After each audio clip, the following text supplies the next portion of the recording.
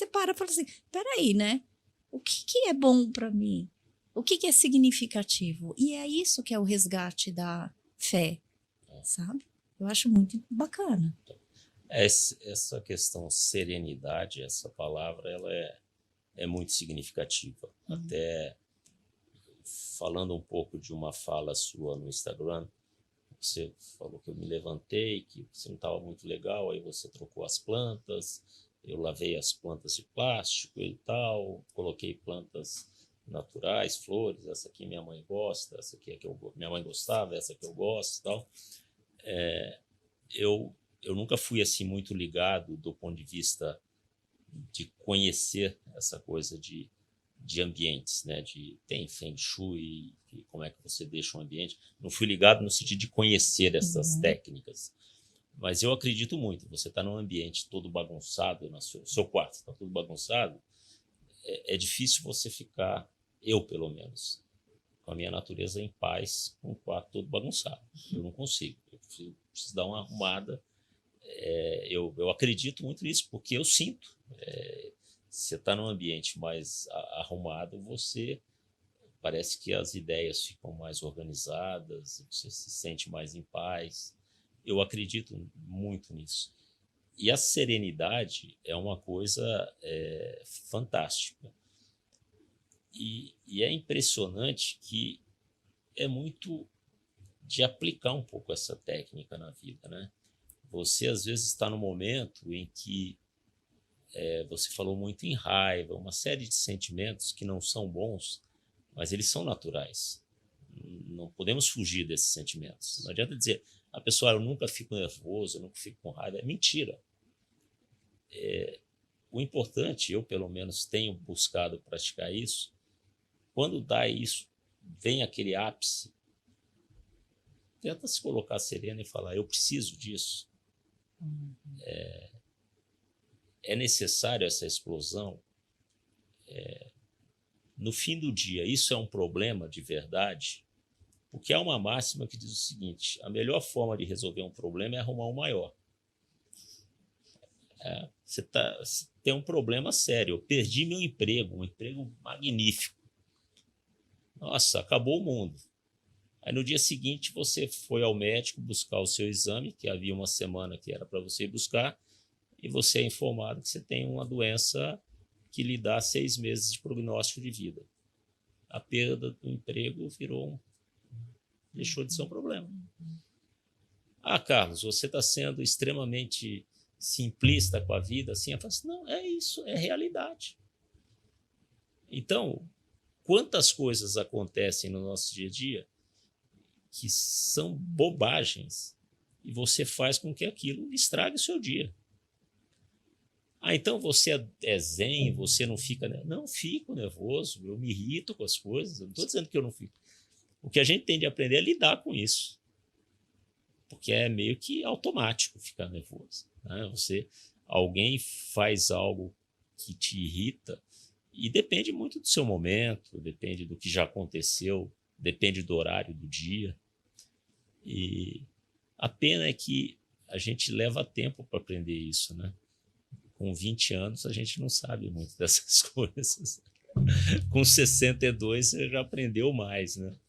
Eu acho que tem uma sabedoria aí, né, de maturidade. Primeiro que assim, também não sei de quem é a frase, mas eu gosto muito dessa ideia. A maturidade acontece quando a gente sabe lidar com a situação, mesmo que a gente não consiga mudar, né?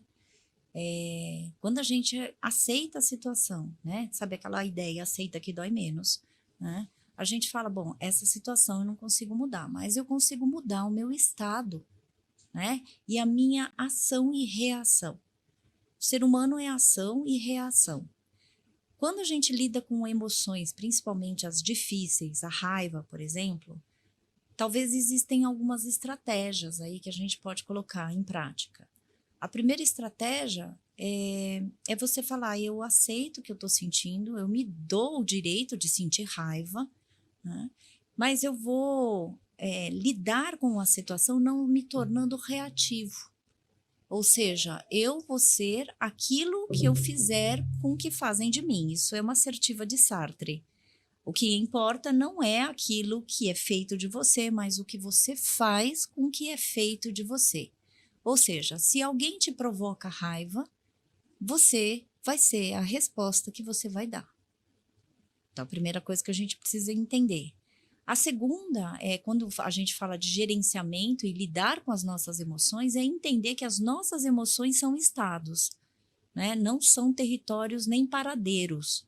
Isso quer dizer que o grande problema, quando a gente se identifica com a emoção, a gente reage rapidamente. E normalmente as reações são impulsivas para expelir a raiva, para expelir a tristeza, para eliminar. E aí a gente começa a entender a impulsividade, que é uma outra característica do comportamento suicida. Os atos impulsivos, a gente pode falar que todo ato suicida é um ato impulsivo. Né? Por quê? A pessoa quer se libertar daquilo que a gente chama de desespero, desamparo e desesperança. Se a gente pensar em termos da raiva e, querendo ou não, a autodestruição, ela é tomada pela raiva. Então, é a forma como a gente administra as nossas emoções e a gente conhece. Outra coisa é você pensar que um ser humano só dá aquilo que ele tem. E aí, então, quero que você pense em alguém que te machucou e alguém que você tem muita raiva e que você tem o direito de sentir a raiva. Sim, você em algumas vezes se calou, engoliu, criou mágoa, né? Mas você pode falar, o ser humano é aquilo que ele tem. Ele só dá aquilo que ele tem. Pobre coitado dessa pessoa, porque se me ofereceu isso, sinal que ele não tem muita coisa, não. Também é um outro jeito de você também se fortalecer e se empoderar. E a outra coisa que eu tenho mais trabalhado não é se calar, não é deixar quieto quando a raiva vem, quando a tristeza vem. É você encontrar maneiras de você se comunicar e se posicionar, falando para o outro. Isso eu não quero mais. E aí então eu utilizo muito da comunicação não violenta, não acusando o outro, você me machucou. Você normalmente pode falar, eu não me senti bem desta forma. Eu não aceito esse tipo de tratamento. Olha só, se você me fez isso, eu tô te avisando agora que não vai mais acontecer, se depender de mim.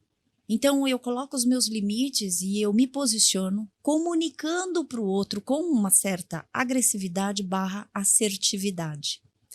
Isso é potente.